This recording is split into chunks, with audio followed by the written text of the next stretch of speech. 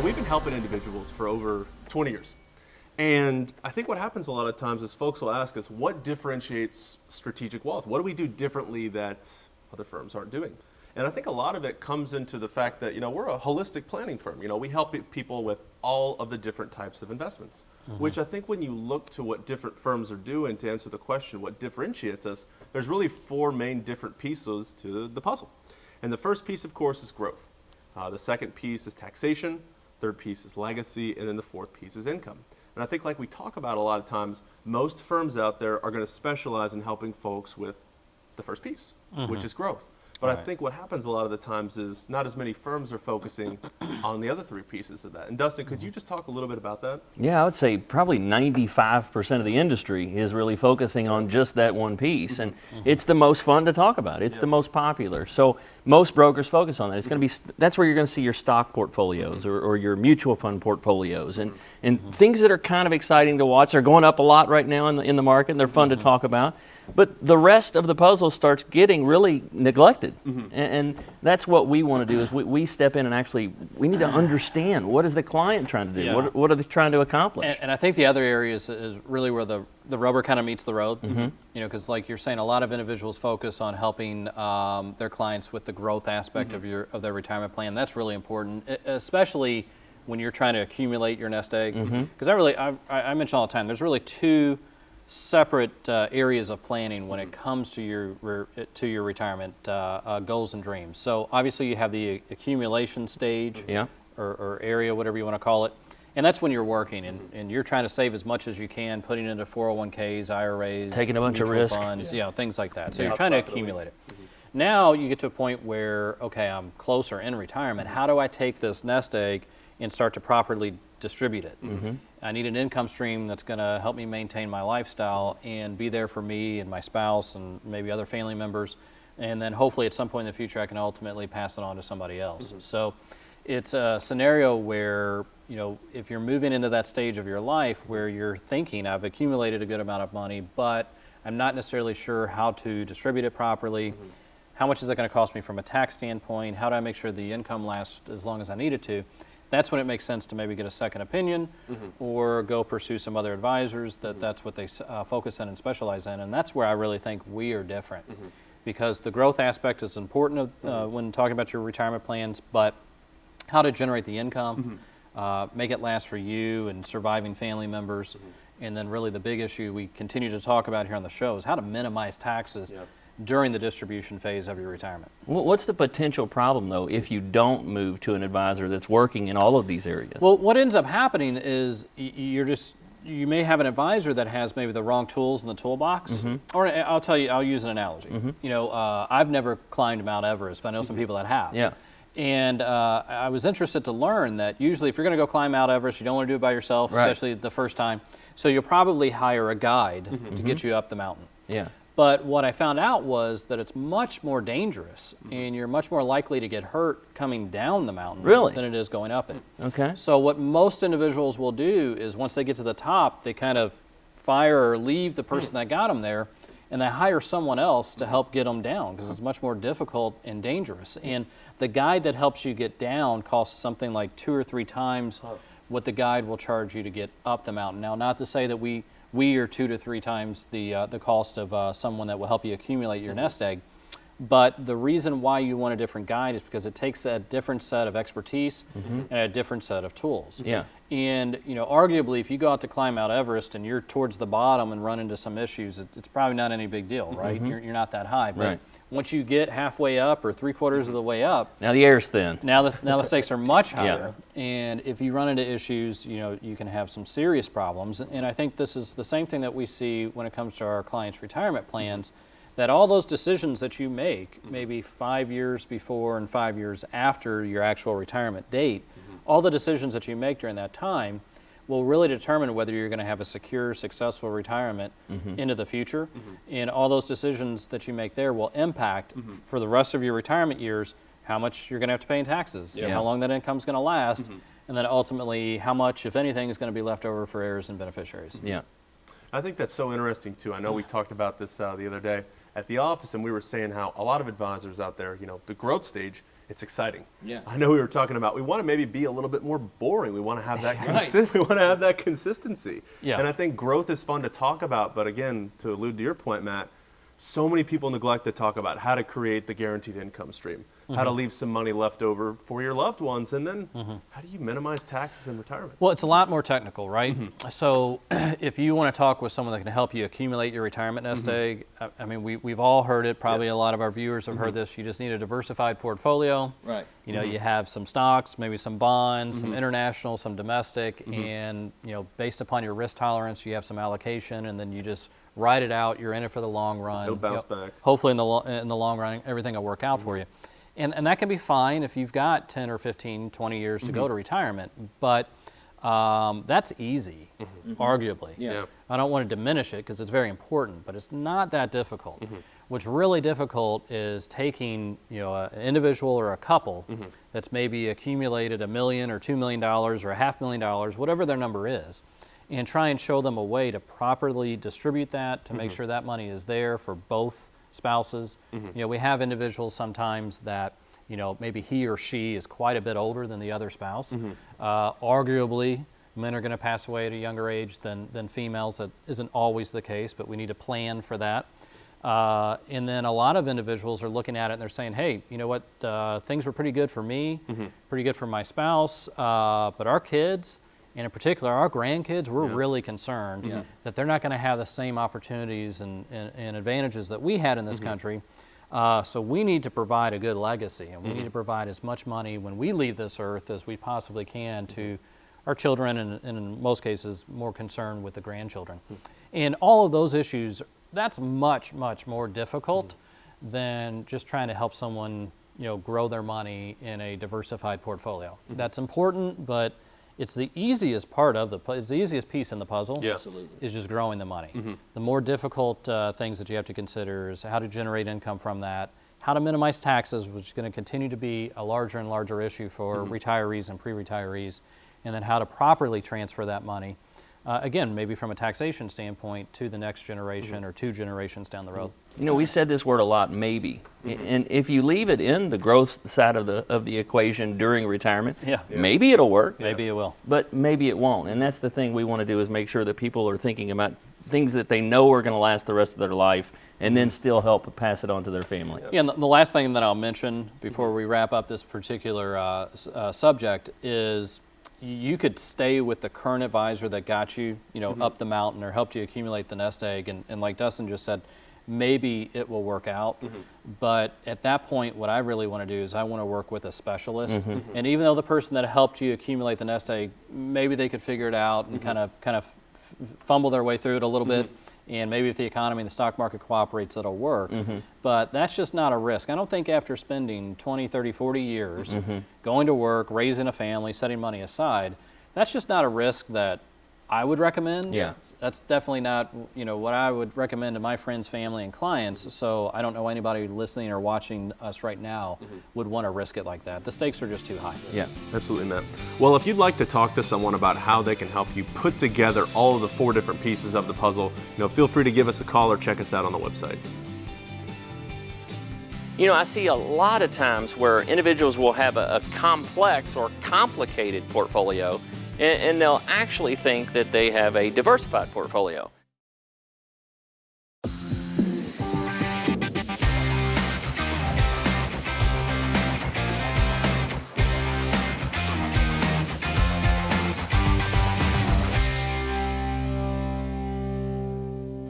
I want to talk a little bit about simplifying your retirement plan. You know, I see a lot of times where individuals will have a complex or complicated portfolio, and they'll actually think that they have a diversified portfolio.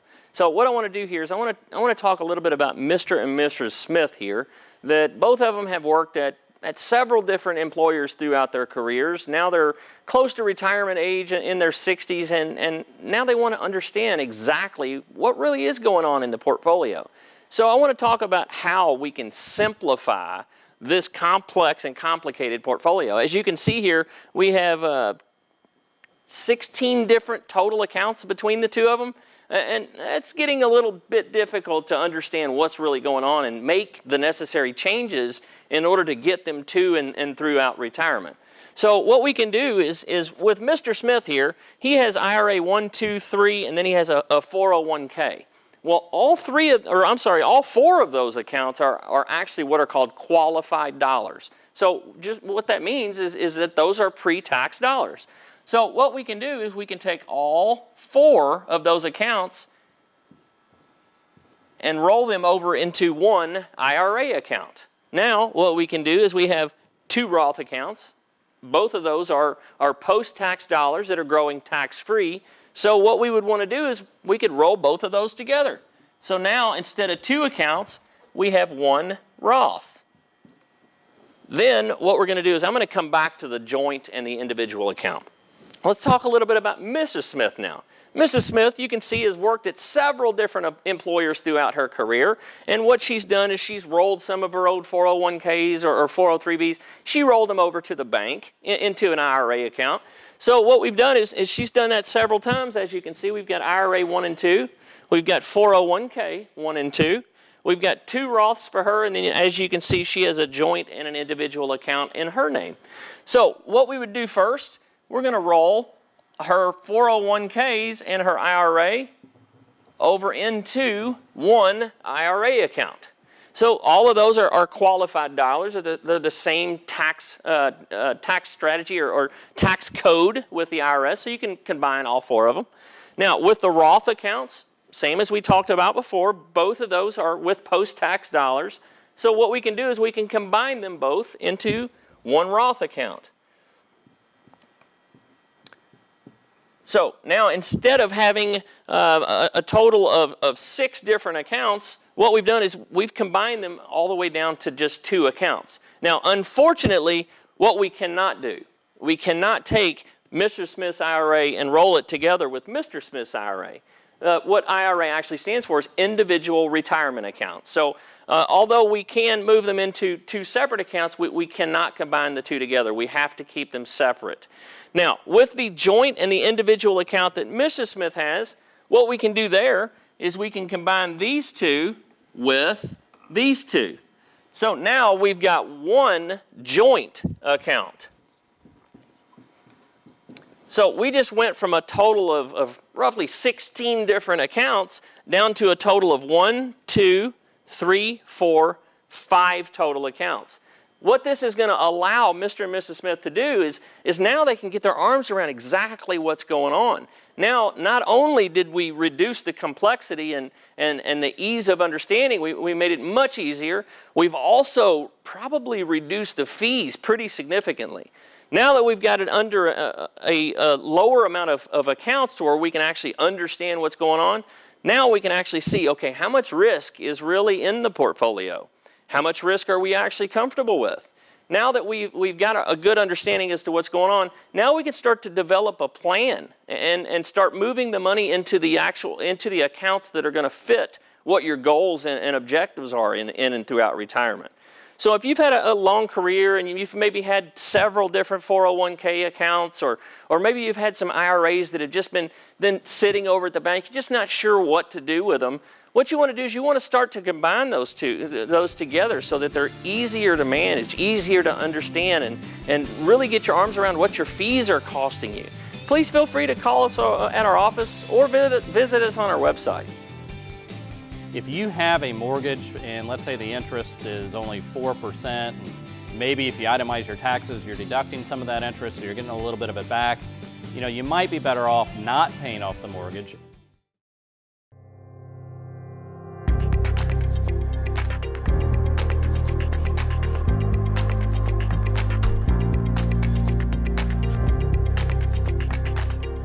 One of the questions that comes up in almost every single meeting that I'll have with an individual or a couple in our office is the question of, should I pay off my mortgage before I retire? And the answer to this question really depends on your specific situation, but I can give you kind of some general rules or beliefs that I've got. I typically like to see individuals have their mortgage paid off prior to entering into retirement, but it's not necessarily something that's required. As long as you've got enough cash flow to comfortably pay that mortgage, that can be okay. So ideally you wouldn't have it, but it's okay if you do have to carry a mortgage into your retirement. Now, if you have enough money to pay it off, Now the question becomes really two different issues that we have to consider. The first issue is factually, how do the numbers look?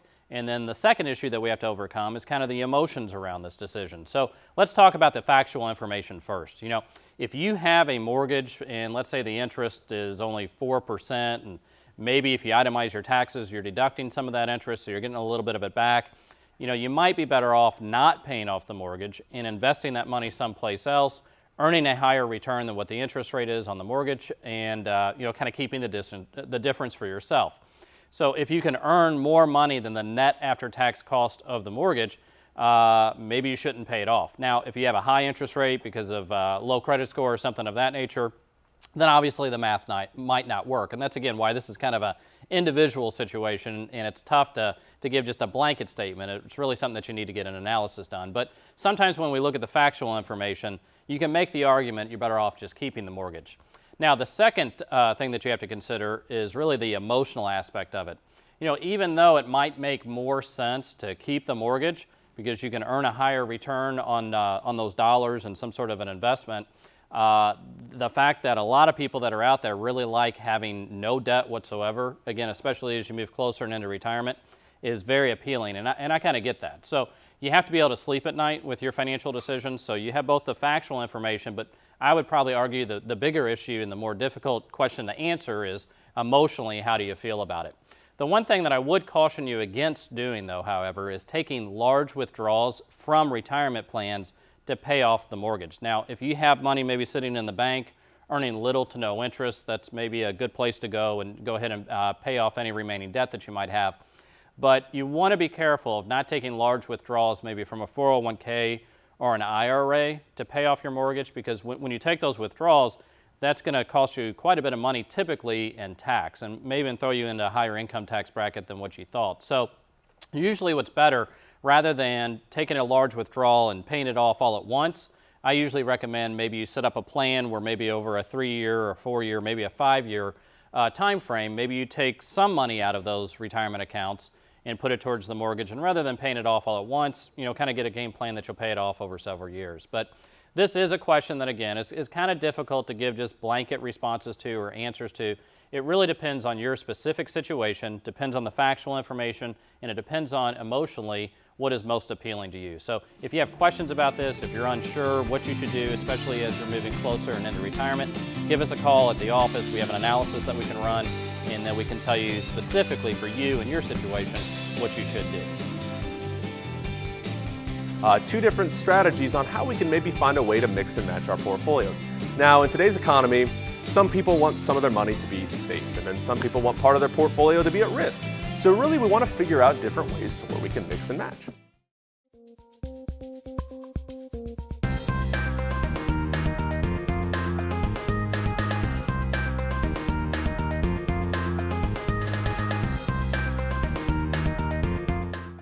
Welcome to this week's segment of Strategic Wealth University. I'm Jordan, and today I want to talk with you guys about a couple of really interesting things. Two different strategies on how we can maybe find a way to mix and match our portfolios. Now, in today's economy, some people want some of their money to be safe, and then some people want part of their portfolio to be at risk. So really, we want to figure out different ways to where we can mix and match. Now, there's two different ways I want to share with you today. The first way is using the rule of 100, right? The rule of 100. Now, I know we talk about this some on the TV show, but I want to kind of recap it and go over it again today, because sometimes it can get a little tricky. Basically, the way it works is we take our age, and that's the percentage of the portfolio that should be in investments that are 100% safe and protected. Now, when I say safe, what I mean by that is if the market falls by 40% or 30% or 20%, we don't lose a penny. We're 100% safe and protected. In years like that, our clients like to say that 0 is a hero. Now, the remaining balance, the number 100 minus your age, that's the part of the portfolio where if we want to, we can take some risk. Now, again, if you're real conservative, you don't have to take risk, but maybe someone for a conservative, moderate to moderate person with their risk tolerance, this could be a great rule of thumb to follow. So as an example, let's say someone is 60 years old. Well, that means that about 60% of their portfolio could be in investments that are 100% safe and protected. Now, the number 100 minus 60, the remaining 40%, that's the part of the portfolio where if we want to, we can take some risk. Again, we don't have to, but if we want to, we can take some risk. So, if you're 60, it's a 60-40 split. If you're 70, it's a 70-30 split. If you're 50, it's a 50-50 split. And again, I don't think I would stress if you go further out than maybe 5 to 10 percentage points from this rule. I certainly don't think that I would stray any further than that, especially with all the volatility that we experience in the economy. We want to pay really close attention to our risk and our safe investments. And really a couple of different strategies. I had someone ask me the other day, they said, Jordan, you're talking about the rule of 100. What are a couple of different strategies we can use? What are some examples of safe money and risk money? But with the safe money, I want to find some growth. I want to have the opportunity to get some growth with it. I said, that's a great question. Really, when it comes to the rule of 100, there's a few different safe investments that we could use, and I'm just going to use a couple. First and foremost is cash. Cash doesn't have a whole lot of growth with it right now with our interest rates, so it can be appropriate for a small part of someone's portfolio, but it's not really going to give us a good rate of return. Now, a couple of different strategies that are safe money could be maybe a CD. And again, CDs don't have a ton of growth right now, especially with interest rates being so low. So a couple of other strategies we could use. One is a fixed annuity. And with a fixed annuity, that's just going to pretty much give us a fixed rate of return, maybe somewhere between 2 to 3%, possibly 4%, but there's not a whole lot that's going to be more than that. So somewhere between maybe 2 to 3%. Then another strategy could be an index annuity. And the way that works basically is whenever the market grows, we get to grow with it up to a point. And whenever the market falls in value, we're 100% safe and protected. So those could be some potential safe investments. Now, when it comes to at-risk investments, there's quite a few different options. One would be a stock. A lot of times people worry about stocks because they want some risk, but maybe not as much risk as an individual stock. So what oftentimes comes into the equation are maybe mutual funds or variable annuities. With those types of strategies, when the market grows, we get to grow with it. When the market falls, we fall with it. We're a little bit more diversified. The challenge, though, with some of those accounts, not all of them, but some of those mutual fund accounts or variable annuity accounts, we quite possibly could be paying high fees. And a lot of people, especially with the changes that we're seeing in regulations right now in financial services, fees are starting to come down. And a lot of folks are paying closer attention to their fees. So we want to lower those as much as possible. So another strategy that oftentimes pops up is what's known as an exchange-traded fund, right? An exchange-traded fund. And that basically takes the best of both worlds of stocks and mutual funds. And that's another risk-based investment. And again, just with any of those investments, you can get one that tracks anything from the S&P 500 to the Dow to the price of 3D printing, but anything really that's in the stock market or quite possibly in maybe the commodity market or the real estate market. So that would really be the difference between our safe investments versus our risk investments. And oftentimes you can plug those in for the rule of 100. Now, the second type of strategy we could use is really just reverse engineering for income or making sure that we have enough money in a liquid bucket or in a safe bucket. A lot of times people will come into the office and they'll say, Jordan, I have $1 million and I need 500,000 of that to be 100% safe. I'll never worry about losing anything. And then I'm comfortable with the rest being at risk. And if that's the case, it can sometimes be a little bit of a simpler strategy, but I think that using those two strategies, or maybe possibly one or the other, could be helpful for a lot of individuals, and that could possibly give you a better idea or a roadmap as to what makes sense for you. Now, as always, if you have any questions, check us out on the website. Feel free to give us a call. Thanks for tuning in this week, and we look forward to seeing everyone back here next week. Thank you.